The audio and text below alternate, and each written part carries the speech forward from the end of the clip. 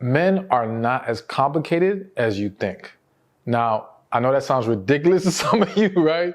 But for real, men are a lot simpler than many women want to give them credit for. And I think where the problem is, or the struggle is a woman understanding or accepting the way that a man perceives life, relationships, what he needs versus what she thinks makes sense or what she thinks it should be, okay?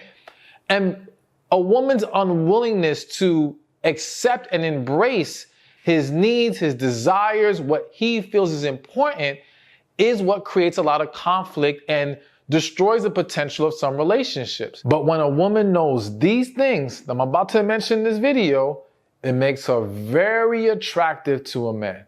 So let's get right into it, and be sure to like the video and subscribe to the channel. Anyway, so the first thing that makes you very easily attractive to a man is when you know that relationships aren't all about a woman's happiness.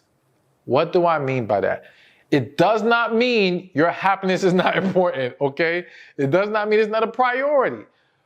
However, there's a lot of women, maybe you may not, that have fallen into this way of thinking that it's all about him proving to her. It's all about she's the prize. It's all about happy wife, happy life. And it's not that I necessarily disagree with that kind of ideology, so to speak. I think we have to dissect it. It's just that women may not realize that when you keep thinking like that, you're forgetting about his happiness too. And so when you are a woman that shows that you know it's about the both of us, that we are both a prize in this situation. I know a lot of people don't like that, okay? But think about this for a second. A good man is a blessing to a woman, just as a good woman is a blessing to a man. If both sides don't embrace that way of thinking, you will end up with a one-sided relationship. So when a woman understands that, listen, his needs, his feelings, his desires are as important as mine, this makes you a much more desirable woman to that man. And I think that for a lot of women, what happens is sometimes it's not that you're intentionally trying to dismiss or consciously and blatantly trying to dismiss his feelings and his desires. Many of you, I do believe that there's a lot of great women who do embrace this mindset of we have to pour into each other. However, it's very easy as a woman to get so caught up in how you feel about things that you become blind to how he's feeling, especially in moments when you're vulnerable, especially in moments where maybe there's something that you aren't getting right now. And because you're feeling some kind of way about it, your focus is on the fact that he is not pouring into you, but you're forgetting the fact that, but you haven't been pouring into him either. All right? And we're not doing tit for tat, but we do have to make sure we're always doing our part. So being mindful of that and taking a step back and saying, okay, is he happy too? It's not just, am I happy? Is he happy too? What can we do to make each other happy?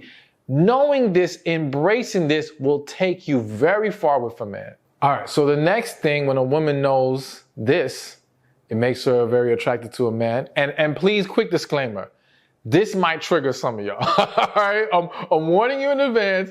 I love you. You know I mean no harm. Take a deep breath, all right? Listen and let me explain and break the whole thing down. Do not react quickly to this. But the next thing is, when you know that giving him freedom doesn't mean he'll cheat on you. Here's what I mean. As a coach, I have sat down with many couples. I've lost count. It's too many to give you the number. And one of the reoccurring themes that I've seen in so many relationships is essentially the woman putting all these, I'm not even going to say boundaries, all these restrictions on the man, all right? On how he can move, what he can do, who he can hang with, all these different things. You know, there's a lot of talk about men being controlling, but the reality is that there's a lot of women who do the same. And not in a controlling, I want to again, it may not be in this conscious, I'm trying to run you and maliciously hurt you kind of controlling, but it's really, I'm controlling the situation for what I perceive to be my safety. This is the woman, okay?